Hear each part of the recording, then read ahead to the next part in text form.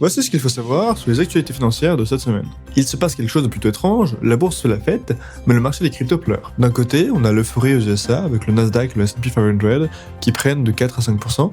C'est tiré par les géants comme Google qui affichent une santé insolente malgré les coûts de l'IA et un secteur conso qui refuse de ralentir. Tout ça c'est bien sûr, comme depuis quelques mois, tiré par une seule chose, l'intelligence artificielle. Mais attention, encore une fois, cette rentabilité trompeuse, on vole littéralement à l'aveugle. Nous sommes encore sur cette période du shutdown américain où des chiffres clés tels que l'inflation et le PIB ne sont pas publiés. Les investisseurs achètent nos actions sans savoir si l'économie réelle va bien, et la preuve que l'incertitude règne, c'est bien le Bitcoin. Contrairement à la bourse, la crypto a bien recorrigé, et entre autres pourquoi, c'est à cause de ce qu'on appelle le de-risking, c'est-à-dire que lorsque la bourse est un peu dans une situation de flou, on a tendance à vendre les actifs à plus risqués. On peut également parler de la peur d'une guerre commerciale Trump-Chine. En effet, les investisseurs liquident le risque et fuient vers l'or qui dépasse les 4000 $.